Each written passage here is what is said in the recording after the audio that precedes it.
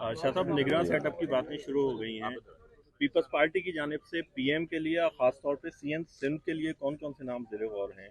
जी अभी तो ज़ेर गौर ही हैं कौन और कौन से? कुछ दिनों में कंफर्म होंगे, लेकिन इस वक्त तो कुछ नहीं कहा जा सकता। मुशावरत चल रही है वफाकी हुकूमत से या अपोजिशन सिंध में जी जो है? बिल्कुल, सबसे एक हिस्सा है ये। आइनी तौर पर मुशावरत होगी, इस वक्त नहीं हो रही, लेकिन नाम है, अभी कुछ टाइम पड़ा है।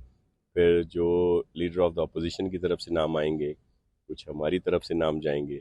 हम तो कोशिश करेंगे कि अफ़वाम तफ़हीम से हो जाए, नहीं तो फिर एक आइनी प्रोसेस है, फिर उसमें जाना पड़ेगा। लेकिन ये ज़्यादा बेहतर है अगर हम लोग खुद टेबल पे बैठकर और मुश्तरका कैंडिडेट दे दें। अच्छा शाह साहब, आईएमएफ से पहली किस्त मिलने जा रही है, इसका फ़ायदा गरीब आवाम को होगा? जो महंगाई है, आटा दाल चावल चीनी, इनकी कीमतें कम होंगी, कोई फ़र्क पड़ेगा इससे पहली किस्त मिलने के बाद? देखें, इसमें बहुत ज़्यादा फ़र्क पड़ेगा और ये बहुत बेहतरी की तरफ है। पहले होता है, क्या होती है चीज़, कि पहले तो जान बचाई जाए। मिसाल, जो मुश्किल हालात हैं, जो मुल्क इस वक्त घिरा हुआ है, वो जो नाअहल वफाकी हुकूमत थी पीटीआई की, जिसने जो मुआहदा किया आईएमएफ से, सख्त मुआहदा किया, फिर उसको प्रॉपर फॉलो नहीं किया, उसको तोड़ दिया जब वो उनके खिलाफ नो कॉन्फिडेंस मूव हो रही थी, तो बहुत मुश्किल हालात में थे। फिर उनकी पॉलिसीज़ की वजह से डॉलर बढ़ रहा था, महंगाई बढ़ रही थी। अब वो बड़ी डिठाई से जो मौजूदा सेटअप है उस पर इल्ज़ाम लगाते हैं, तो जाहिर है वो एक सिलसिला शुरू कर चुके थे, वो उसका प्रोसेस था।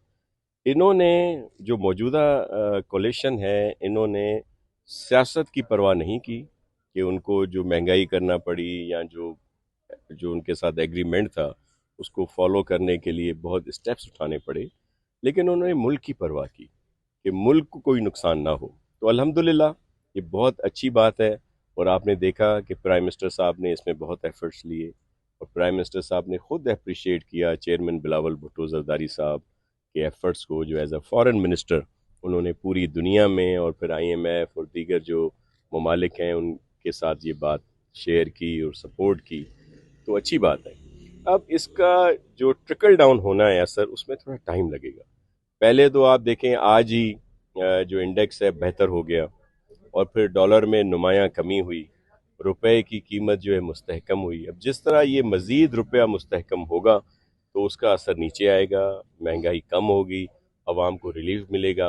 और फिर दूसरी तरफ जो कहा जा रहा है जी टैक्सेस बढ़ा दिए हैं, दीगर हैं, तो ये बढ़ाने पड़ेंगे, लेकिन अब जो फ़ायदा होगा वो डायरेक्ट आम गरीब लोगों को होगा। उसके लिए बहुत सारे प्रोग्राम हैं जो मियाँ साहब वालों ने चेयरमैन साहब की मशावरत से, दीगर अमायदीन की मशावरत से, जैसे मौलाना फजल रहमान साहब भी हैं, दीगर कोalition पार्टनर हैं, वो सब उसमें अपना हिस्सा कर रहे हैं। में जो एक नई जमात बनी है इस्तेकाम पाकिस्तान, उनकी नून लीग वालों के साथ जो है मुलाकातें हो रही है, तो क्या पाकिस्तान पीपल्स पार्टी में कोई दीगर जमातों से जिस तरह जो छोड़ के गए हैं, कोई बड़ा नाम शामिल होने जा रहा है इलेक्शन से पहले? देखें, बहुत सारे नाम हैं जो पाकिस्तान पीपल्स पार्टी में शामिल हो चुके हैं और बहुत सारे होने को हैं। मैं एक पॉलिटिकल वर्कर हूँ, मैं जो फोरसी कर रहा हूँ कि बहुत बेहतर है पाकिस्तान पीपल्स पार्टी के लिए ये जो आइंदा आने वाले इलेक्शन हैं जो अक्टूबर में होंगे इंशाअल्लाह। तो सिंध में हम मुकम्मल तौर पर स्वीप कर रहे हैं, साउथ पंजाब में बहुत बेहतर पोजीशन हमारी है, सेंट्रल पंजाब में भी कुछ नशस्तें हमें मिलेंगी, बलूचिस्तान में आप खुद देख रहे हैं कि बहुत सारे इलेक्टेबल्स जो हैं वो शामिल हुए हैं, वापस आए हैं, और केपी में भी कुछ हमारी सीटें हैं जो बहुत बेहतर हैं। तो इस लिहाज से, अददी लिहाज से, तो हम समझते हैं कि पाकिस्तान पीपल्स पार्टी मुल्क की सिंगल लार्जेस्ट पार्टी होगी, लेकिन हुकूमत बनाने के लिए हम सब ने मिलकर काम करना है। फिर जो इस वक्त मुल्क की हालात हैं, तो उसमें जो भी लीडरशिप फैसला करेगी, क्योंकि आइंदा आने वाले जो 5 साल हैं वो सब अगर मिलकर मुल्क का सोच कर चलेंगे, अपनी ज़ाती चीज़ों को कुर्बान करके, तो फिर ही बेहतरी की तरफ जा सकेंगे। अगर फिर लेग पुलिंग और पॉलिटिकल पॉइंट स्कोरिंग शुरू होगी तो उसका नुकसान मुल्क को होगा। शाह साहब, एक ऐसे मौके पर जब मेयरशिप कराची के लिए जमात इस्लामी पीटीआई और पीपल्स पार्टी के दरमियान एक तनाज़ा चल रहा है, डिप्टी चेयरमैन सेनेट एक मुतनाज़ा बयान देते हैं कि कराची समेत नए सूबे बनने की ज़रूरत है। इस बयान को कैसे देखते हैं? देखें, ये जो बयानात इस तरह के सस्ती शोहरत के लिए वो लोग کہہ دیتے ہیں لیکن اس میں کوئی حقیقت نہیں ہوتی.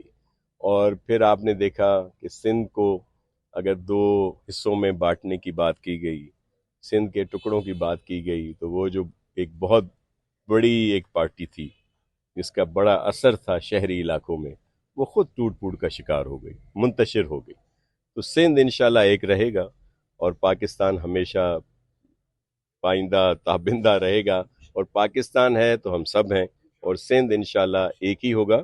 اور رہی دوسری آپ نے بات کی یہ جو میئر شپ والی، دیکھیں کراچی کی عوام نے مینڈیٹ جو ہے وہ پیپلز پارٹی کو دیا.